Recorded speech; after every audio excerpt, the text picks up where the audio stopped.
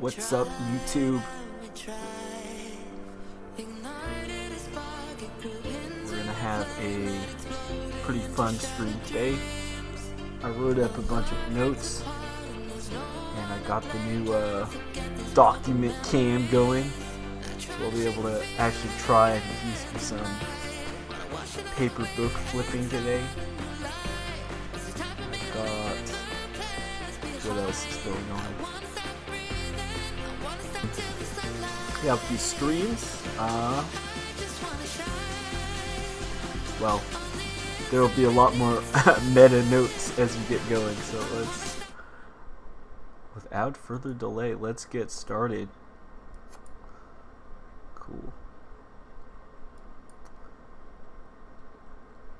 So today's topic, and we'll get back to this. I'm just gonna wait and see if any more people are gonna float in before I get into the main meaty content of what I'm gonna talk about. But we'll chill here and vibe for a couple minutes and talk about streaming. Well, talk about streaming itself on stream. So today's topic, this is as it's written in the description. If I made typos or, after we're done talking, stuff totally changes. This might be edited, but this is what I have right at front. So today's topic is a discussion of how nerds are those who mistakenly see tools as telos. And telos is this Greek word that means goal. You may have heard the English word teleology. Another English word, telescope. A telescope is you're looking at something far away, so a goal in the distance. So telos. So tools as telos, the nerd mistakenly sees the tool as an end of in itself. Related to this, we're going to discuss the trap of, quote, I'm going to stop saying quote, and I'm going to start pulling up my fingers and just making the quote sign. Another challenge we're going to do is I'm going to avoid saying I'm going to pull up the fingers for the quote sign. What else is a good thing to try to do? Oh, I'm not going to try to say the word person unnecessarily. I'm going to use terms like human or man or woman. I'm not going to say kids. I'm going to say children, because we're not goats. I'm sure other things will come up as we keep on going. So let's purify our speech. Let us be watchful and attentive, and let us speak properly. Reaper says, sounds like putting the horse before the cart. Yeah, let's add that as a note, as related idioms. Putting the horse before the cart. Cool. Then related to this topic of tools, telos, journey's destination, I also have this.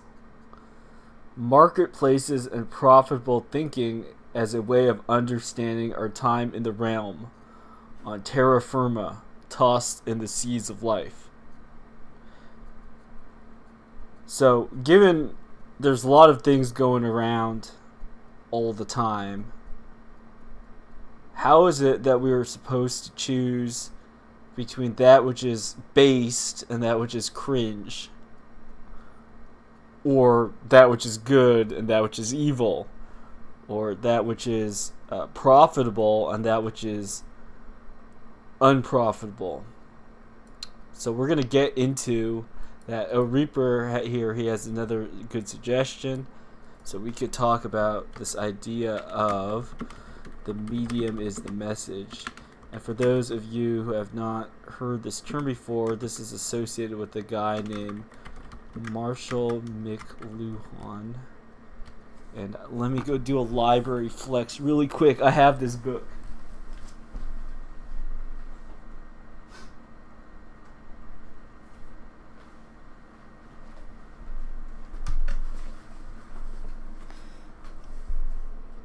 Gangster. Okay, so here, let's pull it up. Let's use. Whoa, whoa! What is that? Marshall McLuhan. The medium is the message. So this book was actually given to me by a friend in grad school, a graduate student from India, because he knew that I was into these philosophy topics. Look at that! Look how meta that is. The book, and then there's these thumbs on the book, and then here are my thumbs. Let's hit the focus button. Is it not focusing? All right. Well, appreciate that meta moment. I'm gonna fold this.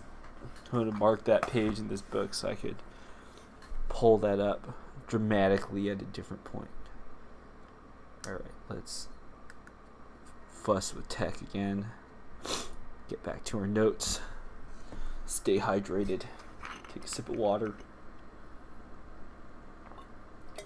All right. I feel like Mark Zuckerberg in the Facebook hearings, getting a sip of water.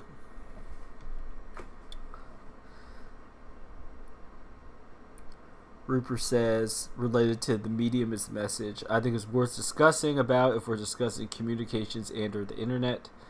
Why I like the metaphor, the medium is the message, is not necessarily because it is 100% true or whatnot, but rather you go through different mediums like Gutenberg Press and books, radio and TV, magazines, newspaper, internet, and as to what degree is it true and why it helps to understand these mediums. Okay, we'll add notes here too. I think there is something to say about what is medium and media, and we can look at traditional senses of these terms.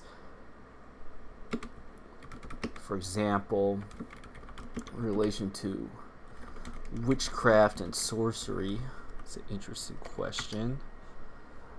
And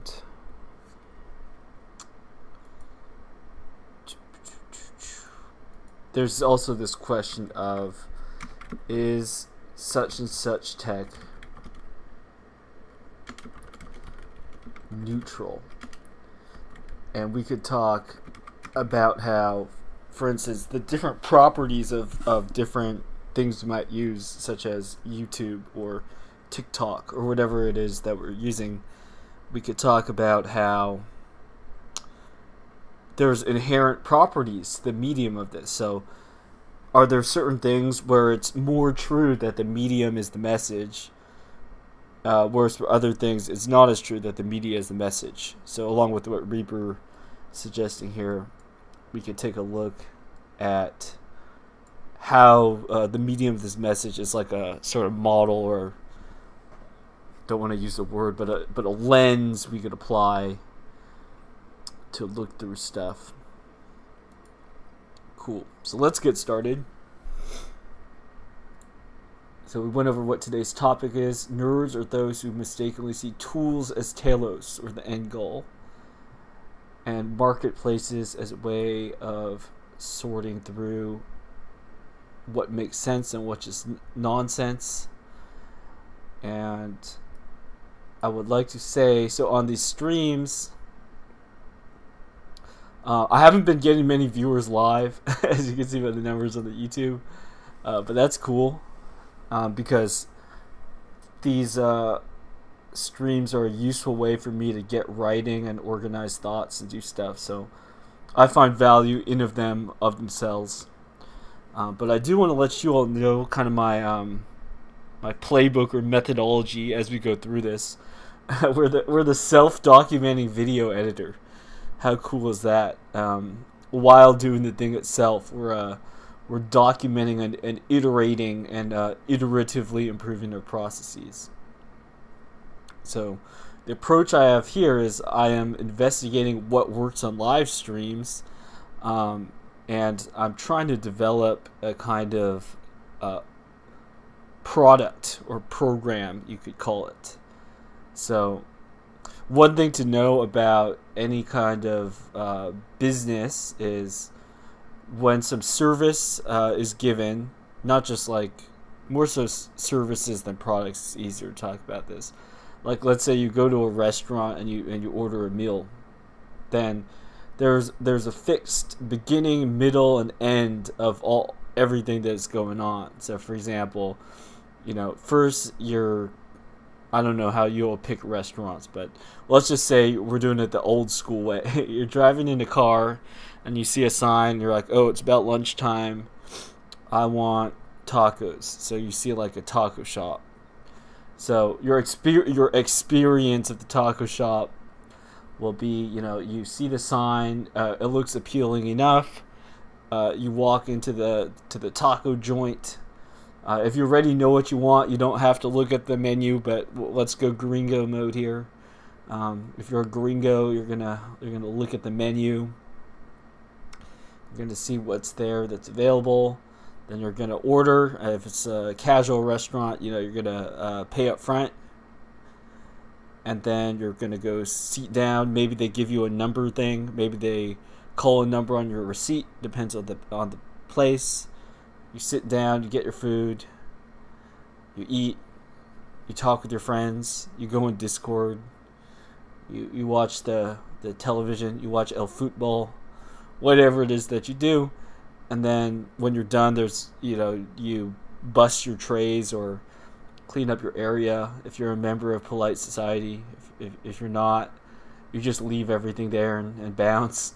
So, point being, in any case, for any sort of business that successfully operates, there's a kind of fixed routine that is gone through every time to process an order.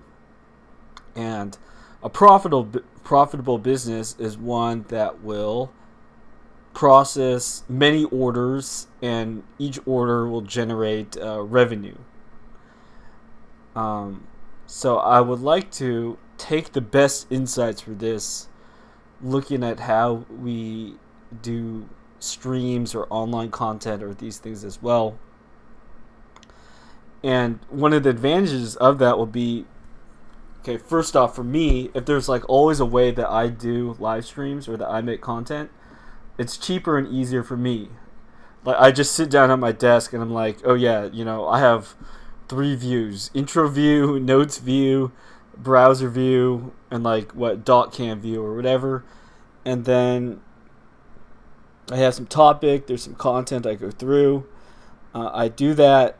I go for about X amount of time over such and such topics organized by headlines. Then if there's any comments in the chat or things to go over, I review those. And then if not, then I'll have some thoughts or reflections or things to go over to sort of wrap stuff up.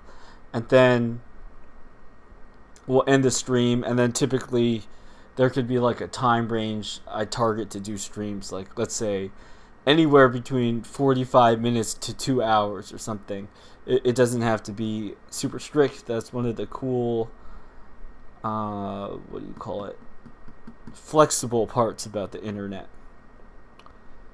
So what will happen is, if we have a sort of fixed routine or way that we go about these things, then suddenly something like live stream could become, it would be like a radio show or something, where on your morning commute, if you're looking for something to listen to or something, if you don't have any other better options, oh yeah, at this show they always go over interesting stuff, or sometimes there's things that are brought up that I would like to hear about. And so that the products tend to be like this. Oh yeah, this creator, they typically make videos, say 45 minutes. It's mostly just talking about stuff, but it puts me in a good mood. It has a good vibe, and it's relaxing for me to listen to, something like that. So because that the product that's being given offers something consistently like that gives you value, then it would be something that someone would like to listen to. And then likewise for the people that actually make the show, by having such a structure, then for instance, if they're inviting other guests or they're going over a particular topic, they have a framework. We're using that word, framework, or a way of grasping the topic, such that you don't have to think about the form that the show will take, the form that what you're doing takes. Instead, you could focus on the actual content itself. So that was all rather abstract to say. Basically, if you have a consistent way of digesting or processing information, as far as inputs and or outputs are concerned, then you could do more volume, you could cover more ground, and you could benefit from the regulated consistency of that all. Cool. So, back to the approach. That was a bit of a long-winded intro, but that's okay. So, beginning, what I'm going to try to do, and I'm structuring this show this way, is I'm going to begin with a broad observation or intuition. This is going to be something that I would consider down to earth, that is easy to grasp or understand. So if there's something that I list or I say, then I would expect that lots of other people would be able to say something similar or to report a similar experience from themselves, from their own life. Okay, number 2, I want to show how other people have articulated or expressed the same idea. And here I add to my notes. Here's where reading homework for me is important. I must be able to show that some idea or intuition I have isn't just something that I alone, maybe this should be thought of or noticed, but that is something that people wiser, more discerning, and or more knowledgeable than me have arrived at. So in 21st century speak, one thing people might say is that a thing? So if someone says, I don't know, yesterday I ate a spider, then someone might say, oh, is that a thing? Eating spiders? And then everybody will go on their TikToks or YouTubes or whatever. They'll be, oh, people eating spiders. And lo and behold, you will find that people eat spiders. So is it a thing that people eat spiders? Like, yes, it's a thing. So that was like a really dumb example.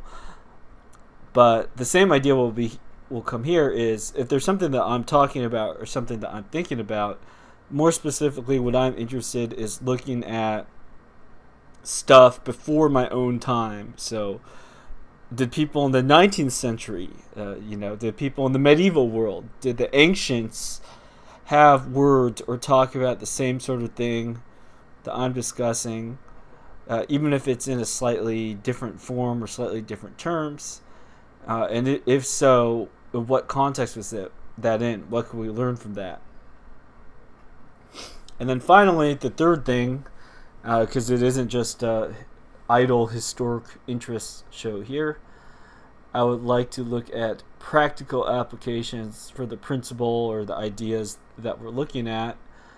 I said a bunch of times already. The good fun of once you're trying to do something, you will see how weak you are. It's easy to talk about, hey bro, just do 50 push-ups every day. Well, it's easy until one actually tries to do it. Then you try to do it, and you are quickly humbled. But I think that with determination and watchfulness, we'll all be able to do better. Okay, enough digression. Let's continue. So the approach here, we're trying to be scientific. So we start with some observation. We come up with some model or theory, or look at how this idea has been expressed in language being a sort of model or theory of reality. And then we offer what could be called a kind of engineering application of a model or theory. So what's different from nerds and that sort of model and theory is this doesn't have to be quantitative, just measuring quantities. We're not like looking at huge numbers of populations and stuff. It's subjective in the sense that I'm talking about my own experience, how I've experienced things, and likewise from you all, it's interesting to hear about what your experience is like. You don't have to. Here on Alan's stream, we're all about declarative sentences. We don't have to explain or justify or say why we have some particular opinion.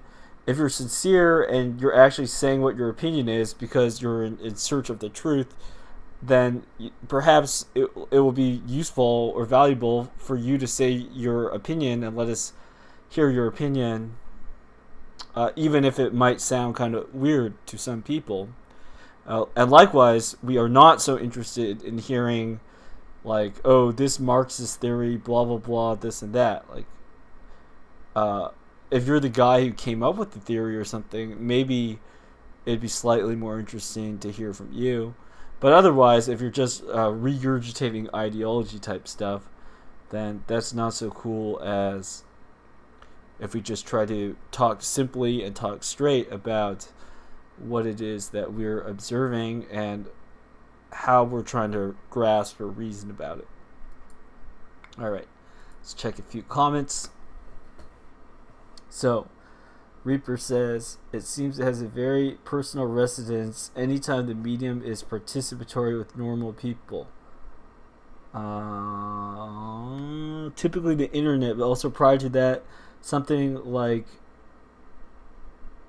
something radio. Is that like something band? Reaper says, also nerds seeing tools as the end goal can be reinterpreted as them being technologists and as technocrats. Also, I wouldn't say they're all aware of those concepts in a visceral way. Yeah, so I would agree with this last comment here. Seems some people they're self-conscious about what they're doing. For instance, you might say, if I have the coolest car ever, then everybody will look at me and respect me and want to be like me and envy me and so on and so forth. Someone might actually believe that and really think that a car will confer upon them that sort of power. But a lot of the times it will be not that way. Somebody will say, okay, what I really want is money, fame, status, all these things, and I really don't care about cars, but I have to use a car as my vehicle to obtain those things. And so the person, they know that they're not worshiping the car as a vehicle, the car itself, but the car is being used as a vehicle towards something else. So we'll talk about that. I think that's one of the difference between just a nerd and, say, somebody who kind of knows what they're doing with some business stuff. So we'll get into those topics too. Okay, so let's start with our observation. So nerds are those who mistakenly see tools as telos. So telos meaning end or goal, such as the English word teleology. Okay, so I'm going to trash talk the theory of evolution. Let's have fun with this. So, I'm going to read what I wrote here. One place I remember encountering this term, telos, is looking at explanations of Darwinian evolution. The monkey brains would say that evolution happens randomly. And there is no telos. Instead, natural processes, so-called laws like survival of the fittest and sexual selection, would be sufficient to explain the forms of life we see today. So all of that, it's a kind of story or an explanation. We observe the world, we see how things are, then somebody comes up with a model, like a theory of evolution in its various forms, in order to try to explain what happened. Now, why would someone tell a story like this? So, we could see how this would be useful, for instance, if you were the British elites and you needed to tell the public a story to justify eugenics thinking. For instance, saying, oh yeah, we're better than these people, so there should be more of us and less of you. So if you wanted to have a sort of overarching story to explain your activities of imperialism around the world or something, then of course a system like Darwinian evolution would be very convenient to justify and make it seem like what you're doing is somehow rational, or by some perversion of the term, a good or just thing to do. So, I continue. Oftentimes, while privately accepting, add here, or at least suspecting, a creationist account of the world with a telos of appearing sophisticated and learned before society, people will go ahead and continue to tell the evolution narrative. Their telos is something fleeting and vain. For instance, recognition among similarly deluded peers. But they will choose to voice support for these baseless myths so that they don't have to more closely examine their own lives. It is easier to call people science deniers than to correct oneself. So, I'm going to add to this particular point, we'll talk about the sort of spicy topic of so-called flat Earth. Now, I'm not a flat Earth guy in that I don't believe we know the shape of the realm. So, it's not like we're certain that it's a globe. We're certain of. We have certain processes we could carry out. Like there's certain ways in which we use maths and measurements and stuff to navigate. But as for the actual shape of all, we know surprisingly little. The more you look into this topic, I think the more you'll come to agree with me on this, if you're honest. So that's to say, we don't have positive knowledge about what things are like, but the more you try to actually understand these issues, the more you could recognize what we don't know. However, a lot of people would like to throw in their hat or to support whatever view is currently, let's call it the unmarked view. So unmarked, sophisticated view. This is the mainstream view that polite society will tip fedoras to you if you express. So I bring up like flat Earth for an example. Say, really, this isn't an obvious or settled question. However, socially, it is an extremely loaded issue. Likewise, questions such as has a lot of space, let's call it so-called space exploration, been a bunch of BS? Was the sinking of the Titanic for the purpose of disposing of opponents to the newly emerging Federal Reserve System? Okay, once you start to get into questions like these, if you're trying to rise up in polite society, you may be flagged as some ranting guy on the internet who isn't to be taken seriously, such as myself, because these views or these questions, while they are, I think, perfectly valid, fine questions that one has good reason to ask, as these are the kind of some of the driving myths of our society at this time. If you ask these questions, you will get in trouble. Well, you will at least get shunned. You won't. I don't think there will be literal feds knocking on your door. There might be if you start asking about how to build certain things or looking into certain technologies. But by just asking these questions, probably more than anything, you'll probably just be kind of laughed at, dismissed, and a lot of people will be hostile towards you for even questioning the whole thing. And that is because the so-called, what I call the unmarked or the sophisticated view, which you're supposed to accept by default, affirming that sort of thing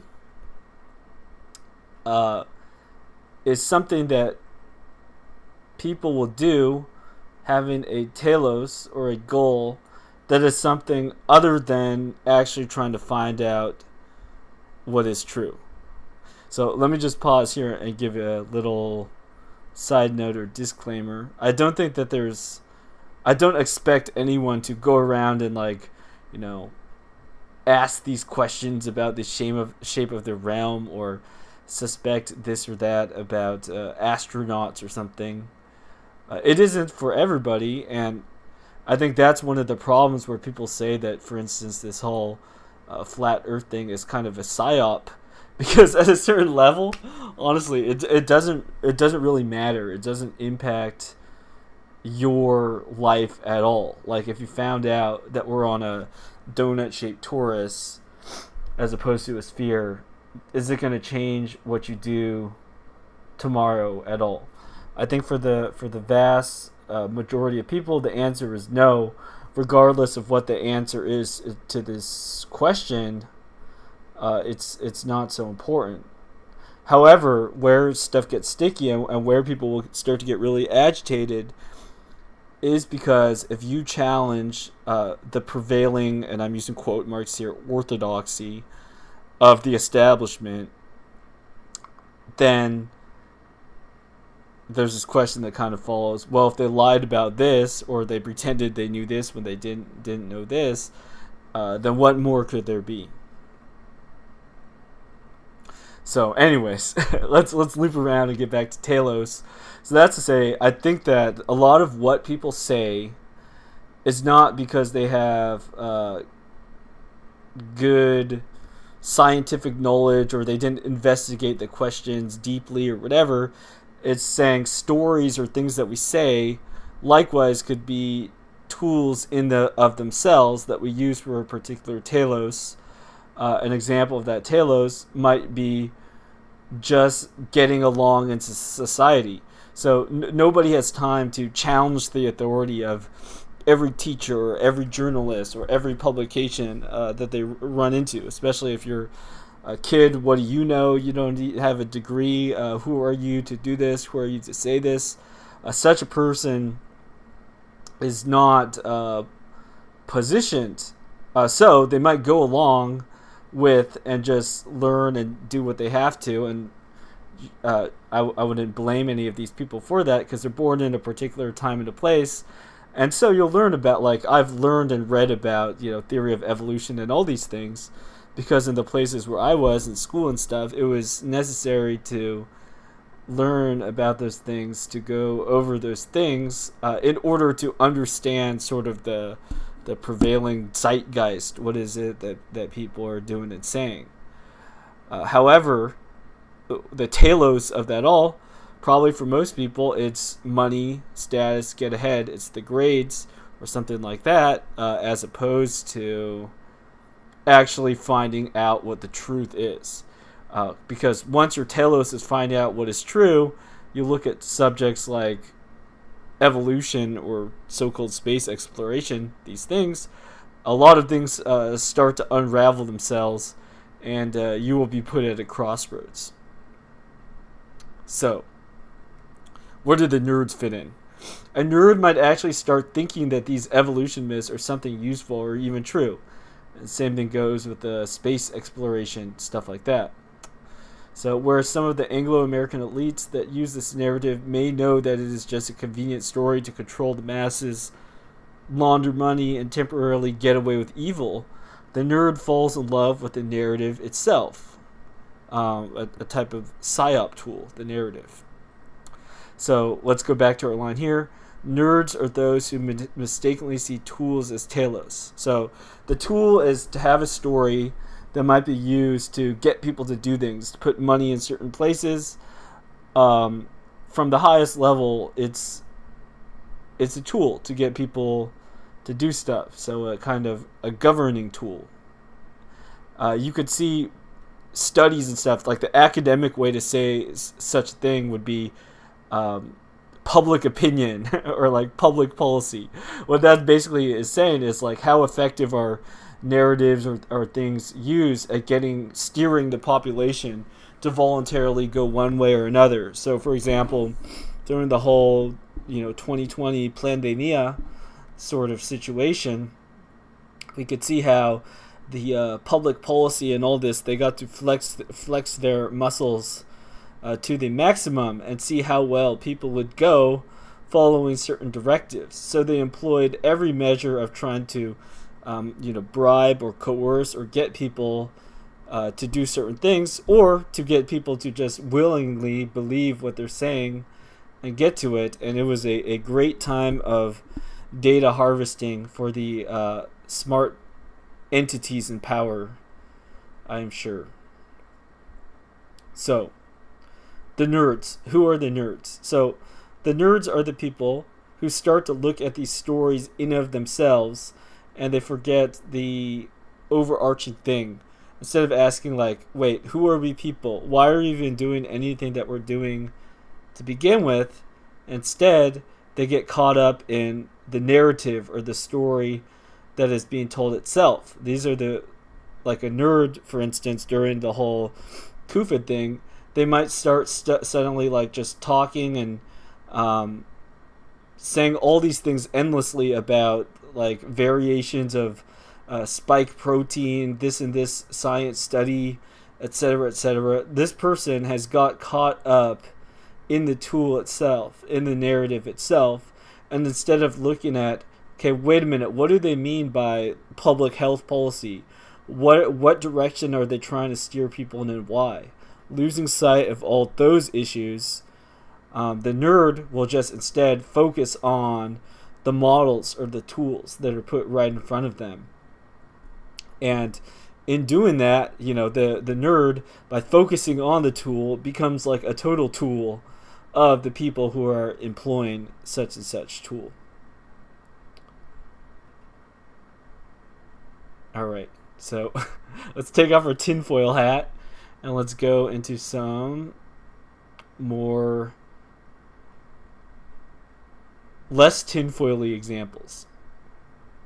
So, while there's nothing wrong with having or using nice stuff, one must remember business. So I wrote here, if a person is talking about mechanical keyboards all day, seemingly, but then this is their main business and they sell a lot, well, this is a lot less nerdy than purchasing lots of mechanical keyboards. The person selling mechanical keyboards or building a brand on this benefits from producing lots of content related to these, becoming viewed as an expert, etc. So the example I'm giving here is this person, they're not being a nerd because they're seeing the keyboards or what they're doing as a means to an end. They're trying to make a profit. They're trying to make a business. And so the keyboards is just something that they use in order to do that. So if they're talking about keyboards a lot, posting about keyboards a lot, they haven't been caught in their own story or their own plot. They really aren't quote unquote keyboard crazy. Keyboards is just business. So they're not a nerd in that they haven't lost sight of their telos, which is, or not necessarily lost sight of their telos, is they're just doing something that they're able to do, but the keyboards aren't the ends, the telos in of themselves. An example too related to all of this stuff would be somebody might be a skilled, trained establishment scientist. They might be a public policy person or whatever, and they are simply doing their duty. They might not even have an opinion about whether they think what they're doing is true or not true. They might simply be doing operations, and in doing so, they try to maximize and get the good results that they're doing. Who am I to know the conscience of somebody else? So this is giving people the benefit of a doubt that a lot of people proceeding along and doing what they're doing, I'm not going to say that people have misgivings about stuff if I'm not that person, and I don't know if they have misgivings about what they're doing. But that's to say, a lot of people, they just do stuff, and they might even say things like, "Oh, say I'm crazy about programming. I'm crazy about selling cars," whatever it is that we're talking about, which you could say might be a kind of lie if they don't really care about it. But, let's not nitpick how people talk. What they're doing is saying, this is my main gig. This is where I'm putting a lot of my time and effort to do this, because in the way that a lot of our market economy world stuff works, then it is by doing stuff like that, by specializing and focusing on certain stuff heavily, that is how you're able to stand out and win a larger share of the market from these things.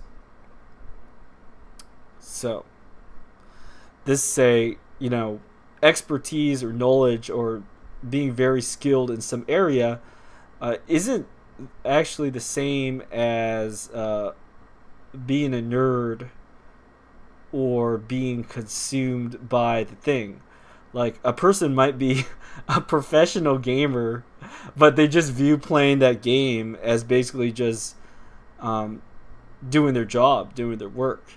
And that sort of person would be very different from, say, some kid that gets roped into playing the game for 12 hours every day, barely scraping by, eating instant noodles every day, because he's so-called passionate about the game.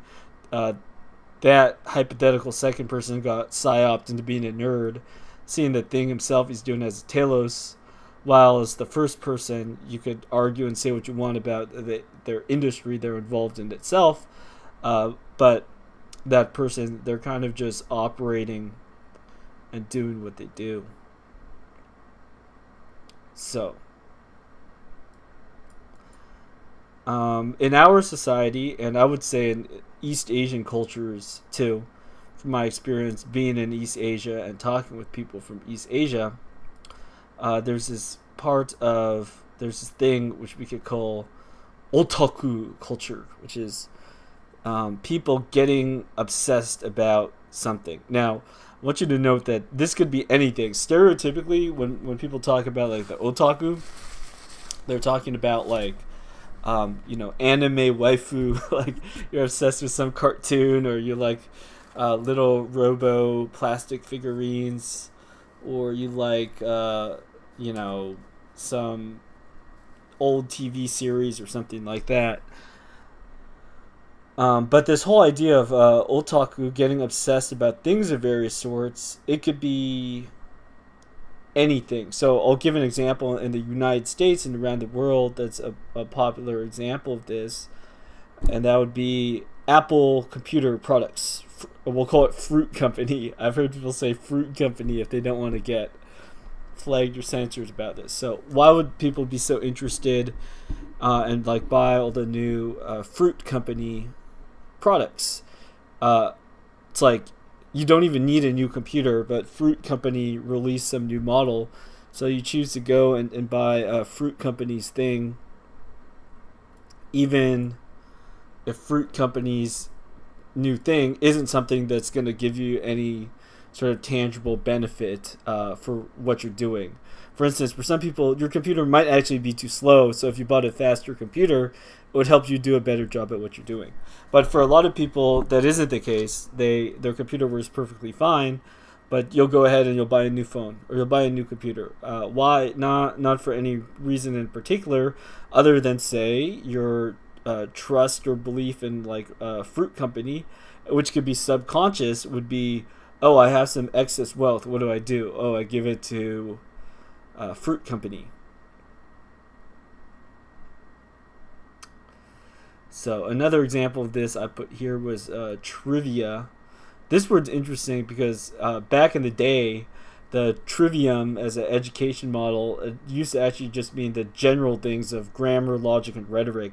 So studying these subjects could be generally useful to people from all sorts of different trades or occupations in life, if you understood grammar, logic, and rhetoric, these would be generally useful things. But in a kind of ironic twist, now the word trivia kind of means useless or sordid knowledge.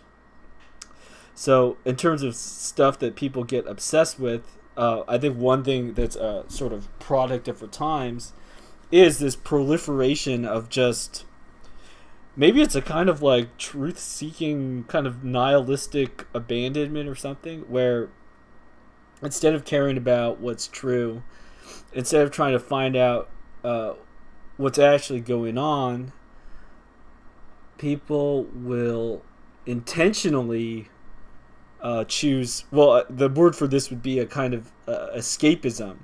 So we could use this as another definition for what the nerd is doing. So the nerds are those who mistakenly see tools as telos. Something like, for instance, like trivia night, trivia stuff, that might be used as a tool, as a kind of icebreaker. You might say, okay, we have this big social gathering of people.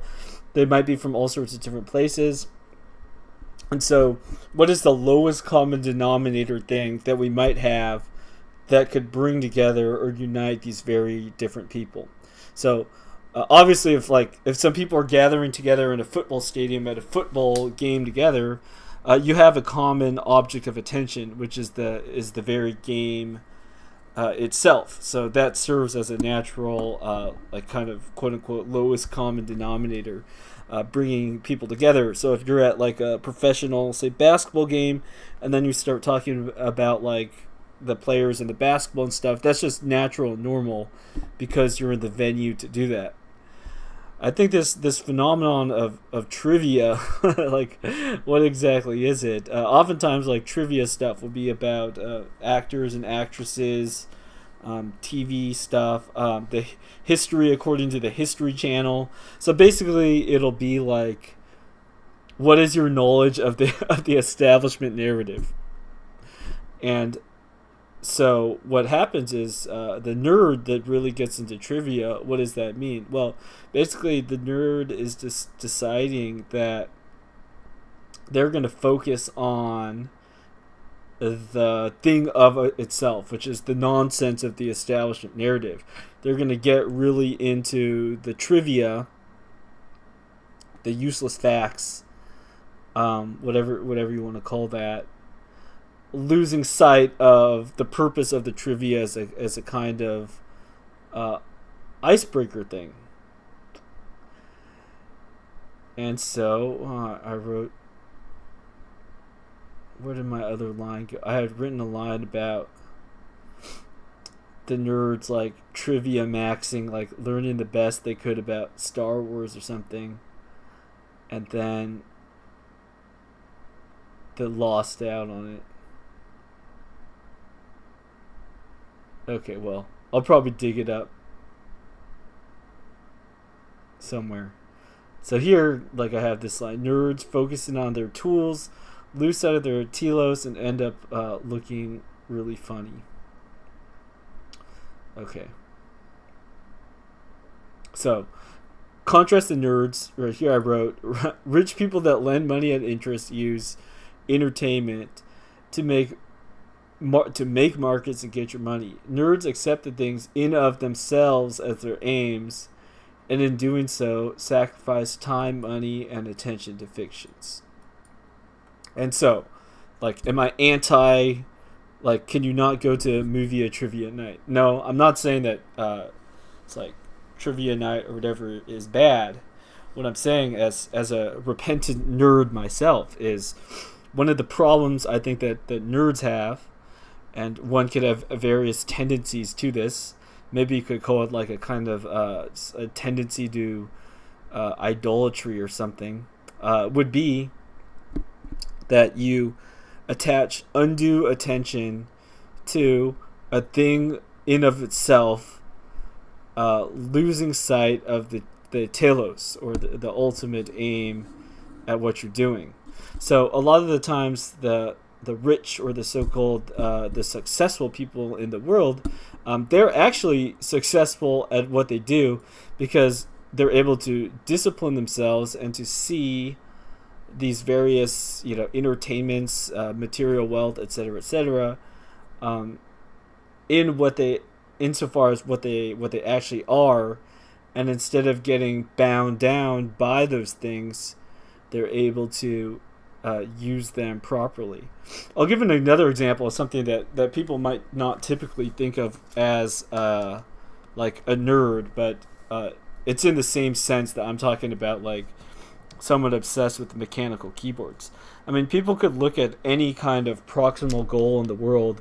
Like, let's even say you could look at the goal of like owning a home or having children.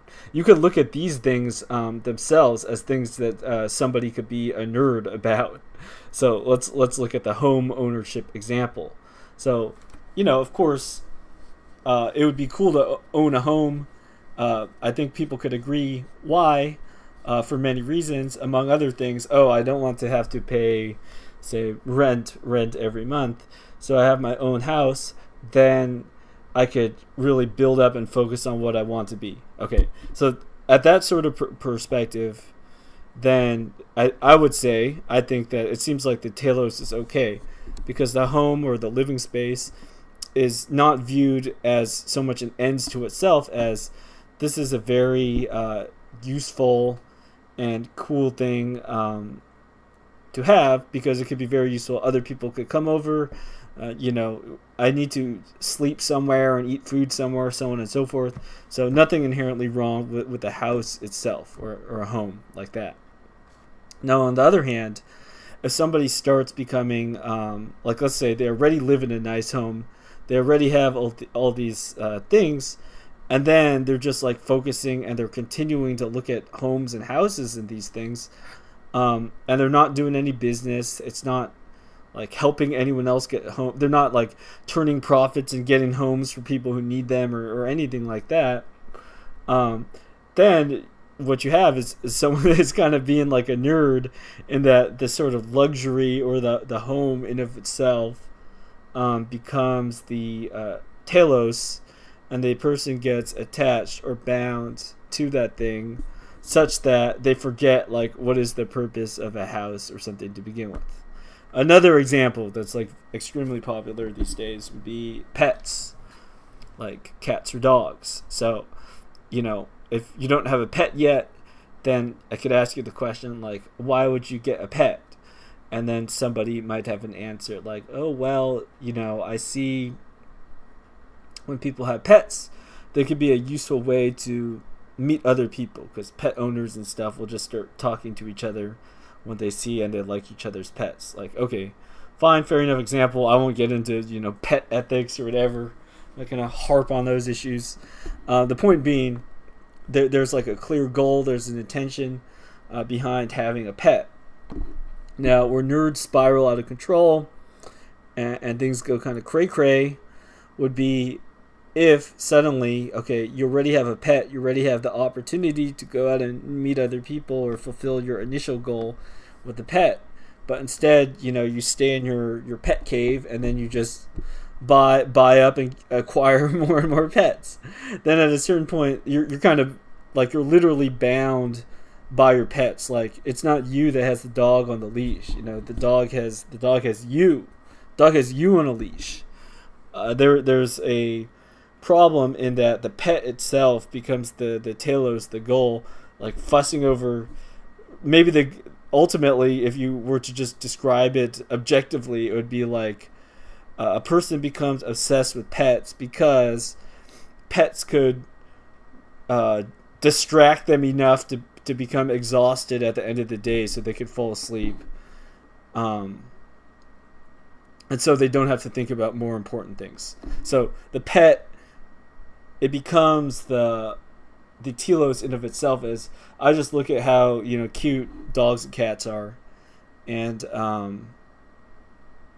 then I don't have to think about my pain and suffering or something. So that's, I think, what often happens is a way in which somebody you wouldn't typically think of as a quote-unquote nerd, they're, by doing such behaviors like becoming obsessed with cats and dogs and pets or something, essentially they're doing the same error of the nerd, which is nerds are those who mistakenly see tools as telos. You lose sight of the telos and you just focus on the tool. In this case, I was giving pets as an example, and then you're trapped in this place, which is degen in the sense that it is not unto more life, but it's kind of just spirals and dies within itself. Like, if you're really into pets, then of course pets will take up lots of time and energy. They'll pee and poo all over the place. You'll have to clean it up. And before you know it, instead of expanding and enlarging your life, which might have been the initial goal, saying like, I want to get a dog and I will go out to the park with my dog and I will meet other people that have dogs. Like, okay, that might be a reason somebody goes ahead and has a dog. But then oftentimes what happens is the opposite. Someone gets a dog, and then they get another dog. And then instead of the dog being this means by which their life expands and goes outward, what happens is the opposite. That they're hiding in their nerd cave. Instead of going outward, being more free, like I was saying earlier, the dog kind of puts a leash on them. So I'll follow up this by giving, once again, I'm saying this general pattern, but like for example, for my own self, an example, like one thing that I do would be like studying all these foreign languages. Okay, so where could studying foreign languages be used correctly? I think an obvious example would be saying, all right, you study foreign languages, then you're able to talk to other people, to interact with people that you normally would not be able to have such a common understanding or shared interest with. So it's like the same thing as the pets or the dogs example, which say, is there anything inherently wrong with having a pet dog? Like, if you had a pet dog, what advantages might there be? This is like example, meeting people at the park. Alongside with that, what I'm saying about the foreign languages is something very similar. If you have experience, knowledge about all these foreign languages, what could be good is that could help expand your horizons. If you're able to use and speak other languages, then you'll have these connections with people from different countries, from different places, and you might, for instance, you might be more familiar to somebody. Say you speak Cambodian, and then there's a lady from Cambodia. You might be the first person she speaks to ask a question about something, because she heard you speak Cambodian, and there could be nothing else about you, but because you chose to invest and put in your effort and do something in this one area, then suddenly you open yourself for your life to expand, to become better, in a sense. And the same thing, once again, saying how nerds, they might have different stuff they kind of obsess over or look at, but we see a same general pattern. So for like the dog thing, if you have a Shiba Inu, and then you're wanting to know directions or you want to know something, you might actually just go up to the first person you see that also has a Shiba Inu, or say you don't have your Shiba Inu with you, you might recognize somebody else as a Shiba Inu, and just because you've had experience with them, there's some degree of connection. You have some kind of icebreaker, whatever topic thing you want to talk about. You might go to that person first. So, in my opinion, that would seem like what would be putting a tool in a proper place.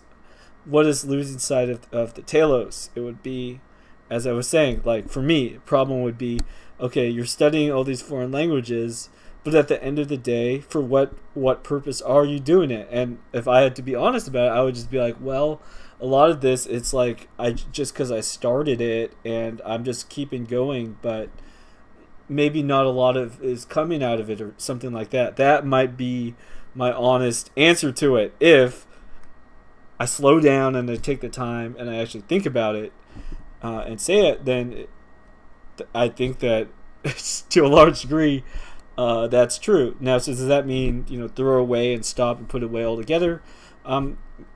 It could mean that, but the person, let's say they have like 5 pet dogs, and these dogs take a lot of time.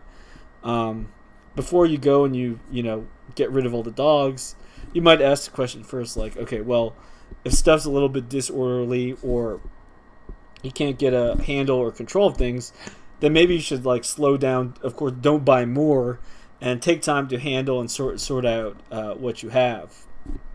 And I think that, and this will loop full circle for this stream about sort of streamlining the process of saying, taking inventory of what we have and regaining mastery of our tools for the aim of a telos. So somebody becomes a nerd, you go the way of the nerd, you spiral out of control, you give too much attention to your tools instead of the telos. Then how do you correct course? And I would say that basically the only way to do that would be, well, you have to regain the sight of the ultimate goal, your telos, and then you want to sort things out and arrange stuff for that goal. Okay, so those examples, I gave all those the tinfoil examples, and then I gave it's like mechanical keyboards, and then talking about like my experience with languages. I think that was those were enough examples. I had some other stuff written here about window shopping and other stuff, but I don't see any clamor to hear more examples, so I will skip by those for now. And now we're going to talk about money and markets. Okay, so how does money and markets relate to these ideas of nerds and the telos? I think that what we see with nerds is oftentimes, so let's see, did I write this down? Okay. Yeah. Let me read this paragraph I wrote. So, while the word nerd is fairly new, I think we could understand the concept of quote unquote. Oh no, I said it. I have to make quote marks, quotes. Nerds is something very ancient. Money, okay? To be a nerd is to be someone who is not desired by society. So if you're rich, you're useful, you're good looking, people are going to want to be around you. So wealth, obviously, if you have money to spend, then people are going to try to win over customers. They want your money, okay?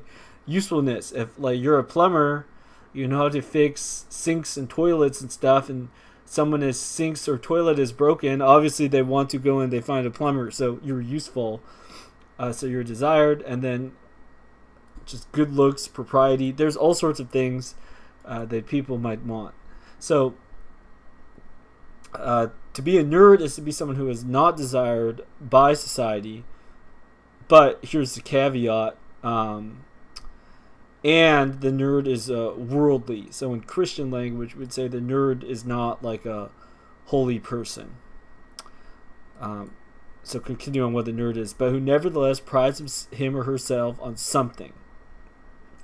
So go into this definition a little bit more. So I added this note about the nerd being worldly, because you could have, for instance, like saints of the church who voluntarily take on poverty, or because they're very sick, they have some illness, they are not useful in an obvious way, or like a hermit that goes out to a desert. In terms of just like worldly material stuff, this person does not seem very useful. And for the good looks and stuff, it's like Christian, not to say that if you're Christian you cannot be good looking, but you're not like flaunting carnal aspects of your physical good looks. That would not be a modest thing to do.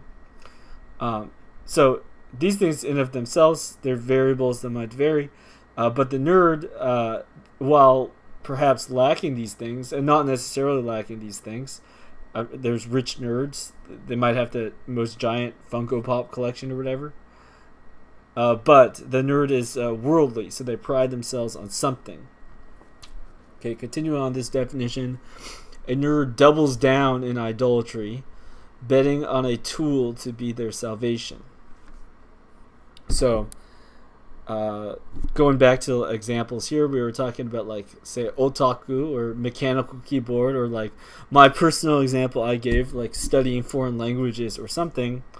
The nerd will start to use this thing that isn't, as I said, not directly desired by society, something that isn't directly useful to anybody, as a kind of fit in identity, or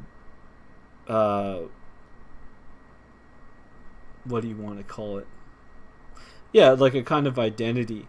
So, for instance, driving around town, you might have seen all these signs of people virtue signaling about how they support science, or they're very scientific people.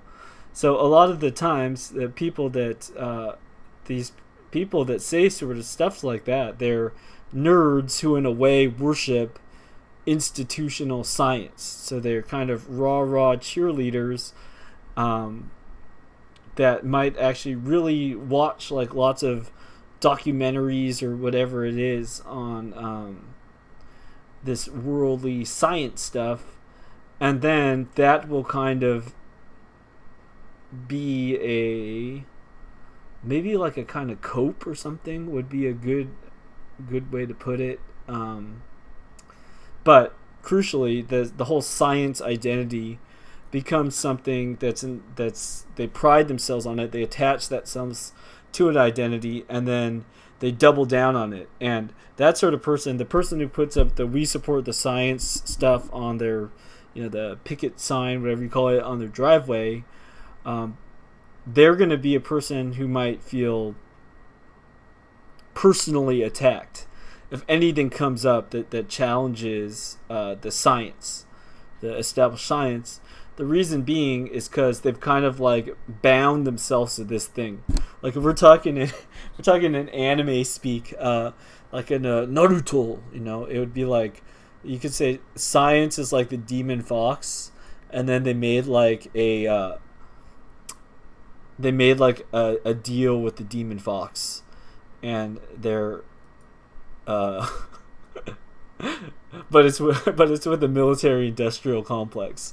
So they've kind of bound themselves to the military-industrial complex, and they don't dare like insult or challenge it, because it is one way in which they're deriving at least a semblance of wealth, usefulness, prestige, and so on and so forth.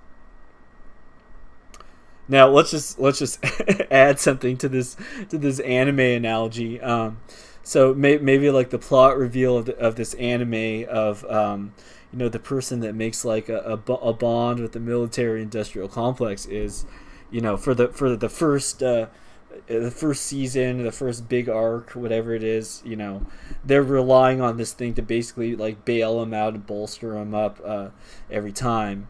But then it's later, that they've realized like their own hidden strength, and it's not that the military-industrial complex itself that has been like helping them, but it's the pure intentions of their heart that have got them as far as they had, or something like that. I think there is some element of truth to kind of cheesy lines like that, but that's a topic for a different day. We'll get into that later.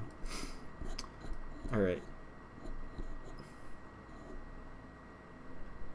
So, this topic about nerds, material, and stuff like that,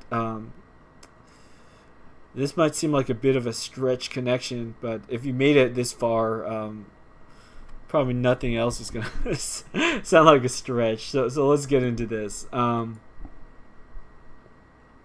So I wrote here, traditional Christian teaching is that creation is good. What we call evil does not exist in the sense that there's no essence of evil. Evil is a departure from good. So returning to nerds, the TELOS, stuff like that. This is essentially boiling down to saying, okay, a nerd doubles down on idolatry.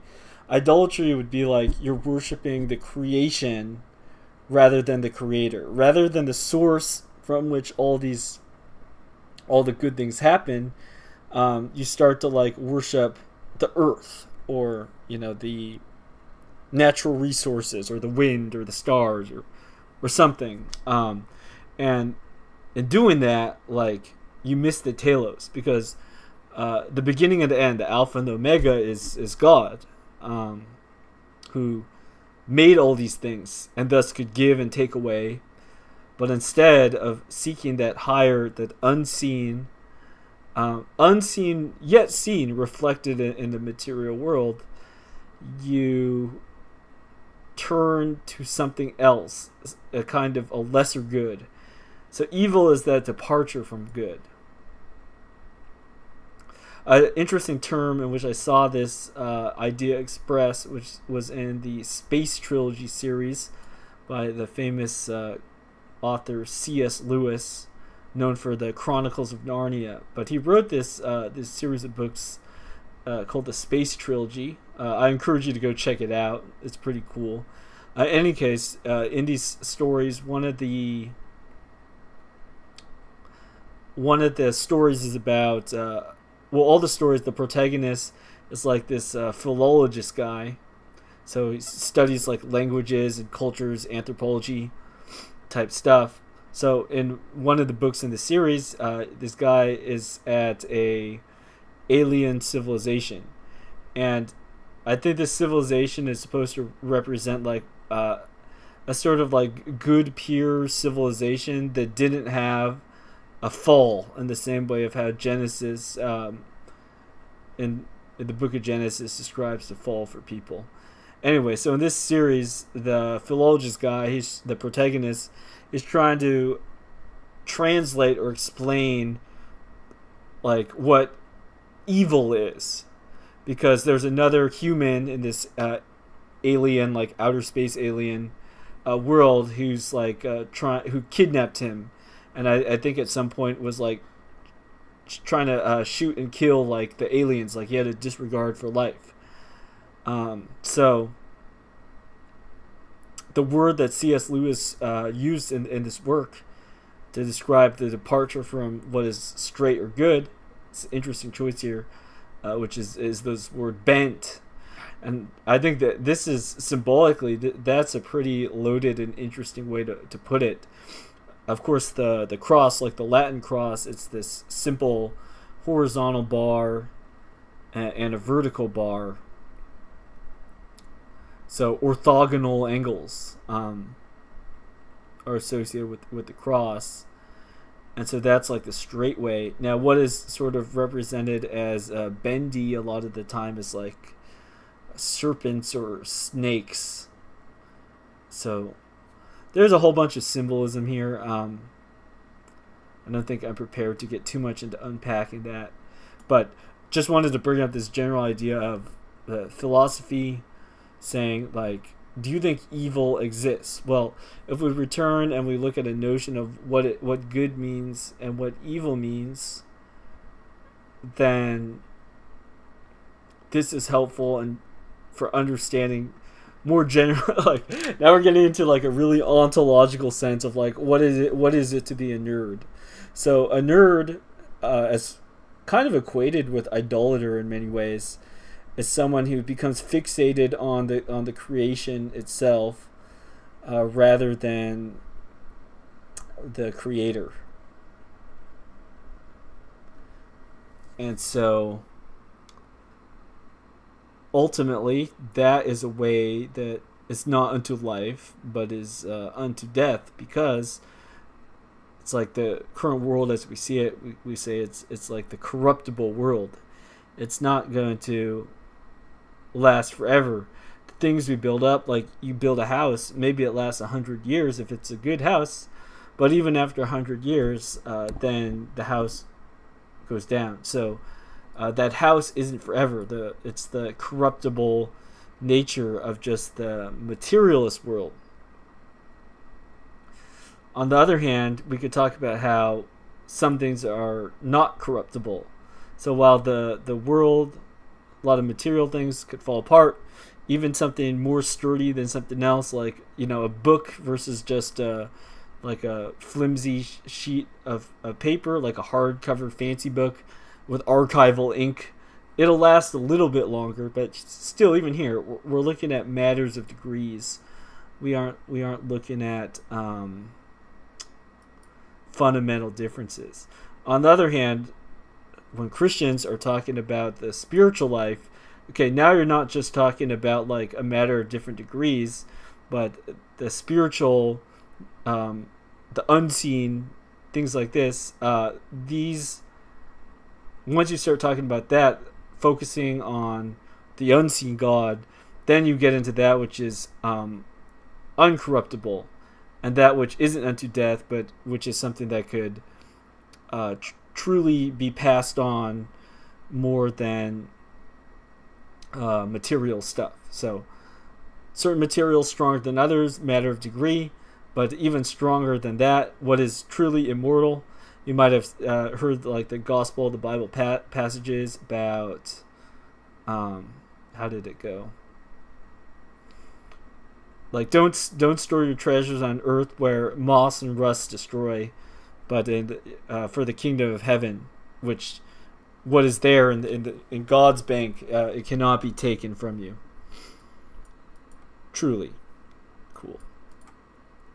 All right, we've been going for a while and we have non-existent viewership, but we still have content to go over and we still have notes.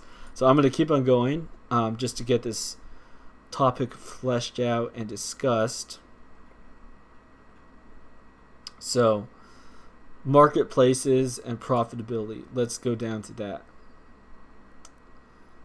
So, here I wrote, in marketplaces, we can get a glimpse of what goods and services, etc., are actually worth to people. Money is a means of exchange by which one thing can be transformed into another. So if I'm a successful fisherman, I can sell fish, and then with that money, I can buy a home, clothes, etc. Okay, I continue. Christ called simple fishermen, showing them that with him, he could give them more abundance than they could ever get through technique alone. Could a nerd obsessed with fishing drop his nets and follow Christ? So going into the Christian teaching and looking at what is it that's said in the gospel. So nowadays, in our current age, in our world, we see a lot of people that are focused on technology or even like processes, trying to optimize things or work on things for more material benefit. And what we have in this gospel story is an example of the apostles. Some of the apostles were fishermen. When they were called, they were asked to give up their like technical trade. Interestingly, though, what we saw too was that like Christ showed them how through him they could have more abundance. So there's, I think it's at the end of one of the Gospels, forgot where, I should know this, where Christ said, cast the net on this side of your boat. Then they pulled it up, and then they had more fish than they could possibly carry. And so, the moral of this story, well, I don't want to say the moral of this story. There's so much to it. We don't want to reduce, or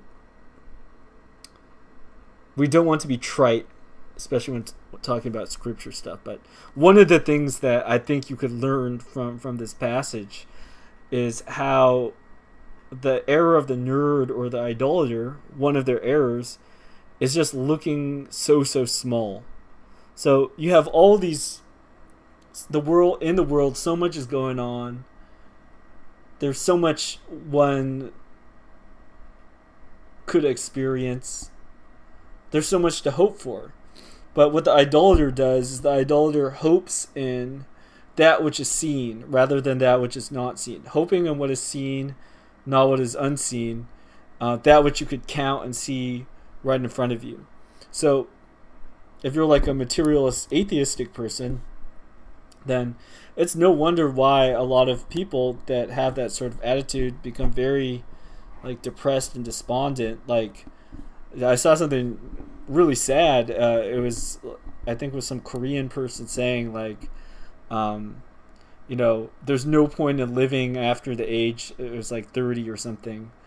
Basically because in South Korea, a lot of the times now, they have like a super materialistic culture in many ways, where they're famous for like makeup products and K-pop stars, and also food culture. Mukbang, where you're like watching people eat, like all these things.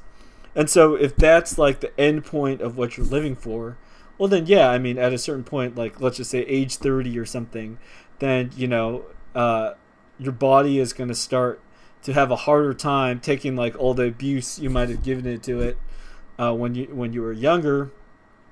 And likewise, there's going to be younger, prettier people that could become like famous while you go into obscurity. So if you are a materialist, then really, life becomes very hopeless, because what do you have beyond that? And that's one of the errors of the idolaters, is if you see the material realm and what we have as like all there could possibly be, and you ignore like virtue to be cultivated, you ignore all those things, and you deny the existence of God. The fool has said in his heart, there is no God.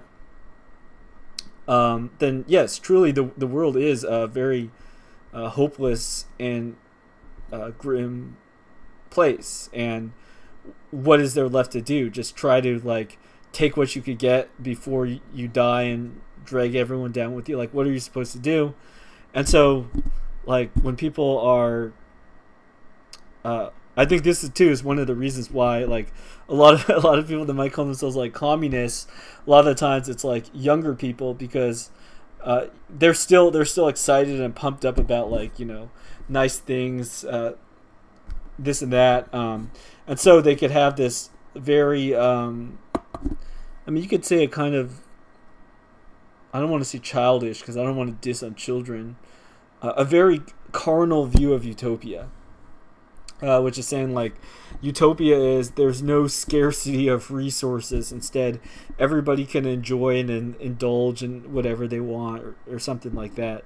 So if you're stuck at that sort of idea, thinking of that as the highest good, then yeah, the things very quickly become very depressing. And I think that's why, it's like it's by providence that a lot of the times, the more and more you become a nerd, the less and less you become desirable by society. And this is because like the design of this is to get people to turn away from being nerds. So like as a nerd becomes, we'll use like meme speak here, as a nerd becomes more and more cringe, when is it that they'll just like get shaken up and wake up and realize, wait a minute, I'm sinking into more and more cringe. The more I double down here, nothing good is going to come out of this. And the nerd could then awaken and fix and correct themselves. Cool. So here, let's get back to the topic of marketplaces. So what I was saying here is one thing that I'm understanding marketplaces to be as among other things, marketplaces are a place where we can get a glimpse of what goods and services are actually worth to people. So in this story with like Christ and the fishermen and the abundance of fish, you could sell them at a market for a price. So it was a kind of demonstration showing, look, if you seek the higher thing, like seek ye first the kingdom of God, and all these things shall be added unto you. So you seek first that higher thing, then look, even in this sort of the lower, more earthier realm, like you're rewarded abundantly for choosing the better or the higher thing. And so, yeah, with the nerds and the idolatry, what we see is the nerds with their telos on the lower thing, they become increasingly looking more like weirdo bug people as they sink deeper and deeper into this idolatry, and they refuse to, look up from their language study textbooks and dictionaries, once again speaking from my experience, and turn to the higher things. They become more and more lower status in this world, and the market it's like a blessing to us, in that the market is a kind of wake-up call to say like, hey, what you're doing, if it has no value on the market, think about it. Like, what is its value at all to begin with? What? Why are you even doing what you're doing? Are you going for something higher? Especially if you know that the thing you're doing will be futile. So I'll give once again example with something from my own experience, like my hobby, whatever you want to call it, like studying a whole bunch of foreign languages. At the end of the day, like let's say I speak 15 languages fluently, quite an impressive feat. However, and that would take tons and tons of work.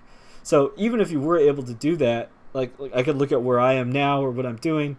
You could say like, what good would that actually do? All right, you could speak 15 languages. Now what do you do with it? And so, for instance, if I didn't even have anything to talk about, but I could just do like small talk in 15 languages, well, you're only going to be speaking to so many people at so many times. And then if you're speaking with a larger group, everyone speaks English, but not everyone speaks, Laotian, Swahili, and Ukrainian.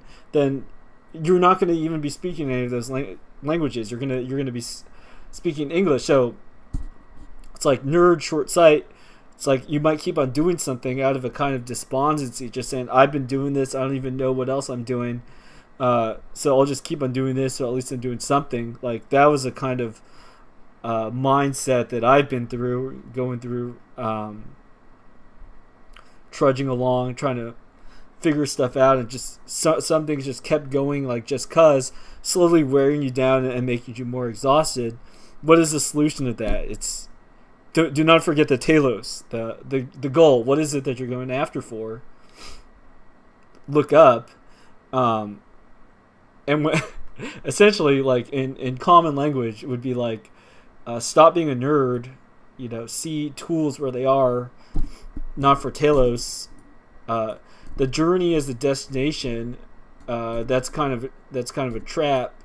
Even experiences, like with studying foreign languages, I might say like, oh well, and these are all like copes and excuses. You might say something like, well, yeah, even if it might not be very useful for me to use, I mean, I like the experience of doing it. Or like, oh yeah, well, through the process of studying. So it's like there's an element of truth to that. I mean, I think that intuitively just doing any type of work, even if it's not accomplishing something material in the world, like there could be some benefit from it. Like if you do push-ups, you aren't actually like building or making anything, except for yourself. So the benefit is you're building up and strengthening yourself. Likewise, you study 15 languages or something all day long. You are like jogging your memory and working on yourself a little bit, but it's kind of like a treadmill that you're running slower than. You're slowly going backwards. And what are you supposed to do to this? Like, once again, I think that perhaps the most important lesson of it is, right, like, seek you first the kingdom, find the telos again. Remember, tools in their place. And these tools, these are things, just think of anything that the media thinks are cool. Like, it'd be common, I think I have like I have a guitar pick from a store. We'll use a webcam here. It says, let me put it up. It says, "No music, no life." It's from I think Tower Records or something. I I got in Tokyo. No music, no life. So why am I showing this? What are we talking about it? Well, because somebody could use something like music as music as an idol. Somebody might just say like, say music generally. Music will heal the world. If we all just like this kind of, people sometimes sarcastically or jokingly say, oh, so you think like we all just say like kumbaya and like things will be better? Like even that's the idea of saying like, music itself will heal the world. You're trying to put something created like sounds, music, vibration, whatever it is, in the place of God. You're trying to say something in creation, anything, music, education, your political philosophy, reading, like whatever it is. You put any of these things higher than the ultimate telos of God, who's supposed to be, then things are going to get way out of whack, and you're going to start looking really funny, really fast. It might not happen immediately, but over time, it's like one engages in idolatry, things aren't put in proper order, you start to look funnier and funnier. At a certain point, you have to wake up and realize, like, wait a minute, I'm being cringe.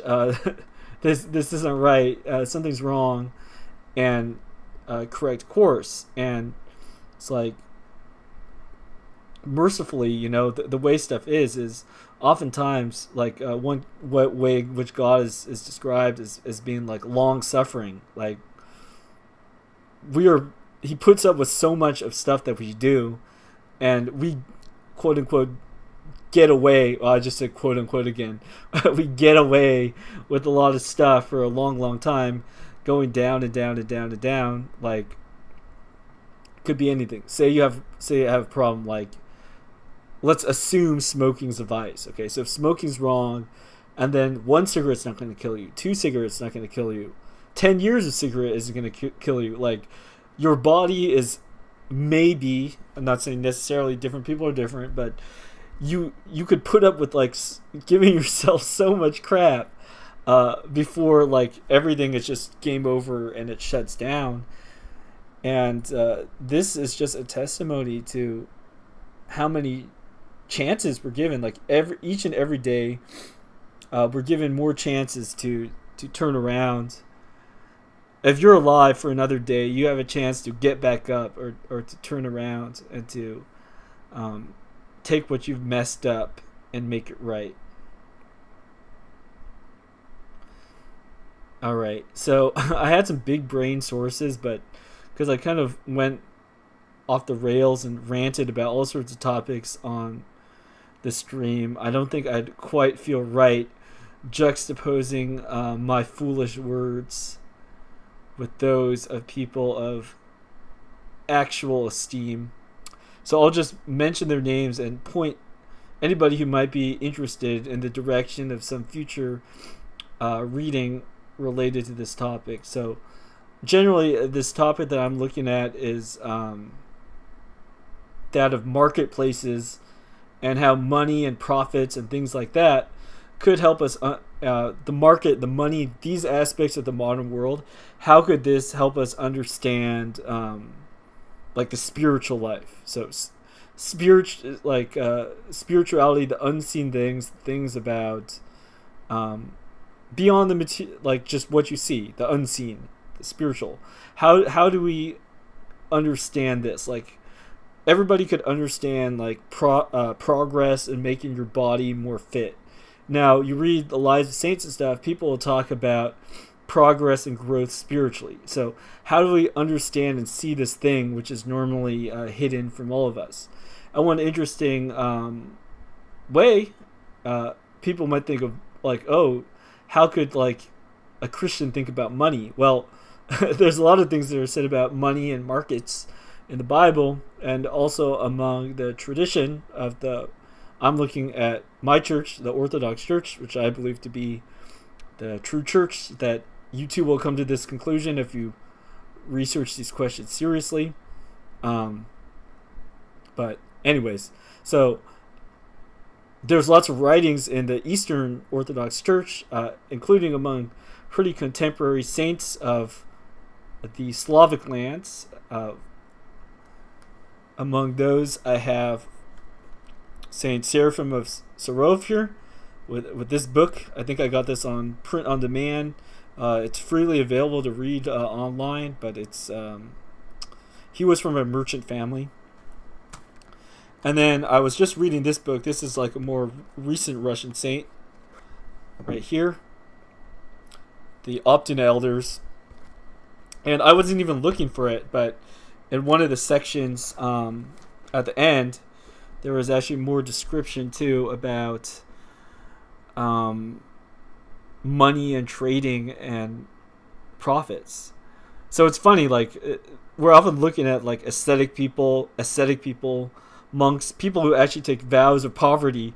They give up all their money, but a lot of the times it'd be these people came from a wealthy family, or they'll have an understanding of money. They'll have an understanding of how these things work, and they will not disregard or dismiss such knowledge or the things that they learn from their background, but rather they'll they'll have some lesson or some application, something that could be helpful for all of us more goofy people in the world to understand. Cool. So let's go ahead and start wrapping up the stream because we have been going for a while. So on my approach here, my third point that I wanted to try to do was deduce practical applications for the principles. We arrive at from observation and intuition. Make learning not idle. There must be practical application. So I'm just going to flip over really quick to an article I wrote on Substack. Let me go there, info view. So I wrote this article not too long ago called Think Always Profitably. Some notes on how understanding money and profits teaches us to live. I think that the practical application that we could get from studying nerds and monies and markets and looking at some memes, like what is the reason, what is the telos of doing all this. I think that like the memes, the cultural things, we have examples of a lot of things that we see in our experience. So if we think about how those things work or what they express, they could teach us universal, timeless things. And so, for instance, I was talking about nerds, but then I was going in and looking at like what we mean today by nerd. what is that in more ancient times? And as we've seen through going through this stream, basically in many ways nerds are like idolaters. And so now kind of having this understanding of how the modern day nerd in many ways is an idolater, then in our own selves, insofar as we ourselves have like nerd tendencies, we shouldn't look at the Bible and say like, oh, idolaters, like that's stupid, you just like worship a gold statue, like who would do that? Well then, turn and we should look at ourselves. It's like, wait a minute, instead of helping my neighbor or helping someone in need, I went out and I don't know, I spent $1,000 more on my hobby, but I haven't given a cent to this homeless guy I pass every day. Like, is that how I love my neighbor? So, of course, these are questions that are issues where every person's circumstance is different. Every person is responsible for their own self, their own seeking of the truth. Say like someone's repentance, it's something only you could do. So on this stream, I'm just trying to talk about stuff that I've looked at, go over some things that I find useful, and hopefully some of the things that I say perhaps you will find useful. Maybe something that I mentioned, it will help you find something to look further into, or give you an answer to something that you've been thinking about. Or maybe you've shared a lot of these intuitions and it's just finally good to have some company to know that you aren't schizo posting by yourself on the internet. But that also you're saying some things that a lot of people have also been thinking or looking at, but maybe haven't found the words to articulate. So with that being said, I want to thank all of you who have taken the time to take a look at my video here, whether you're viewing it live or not, or later, you're driving in your car, you're taking a dump, you're going for a run, whatever it is.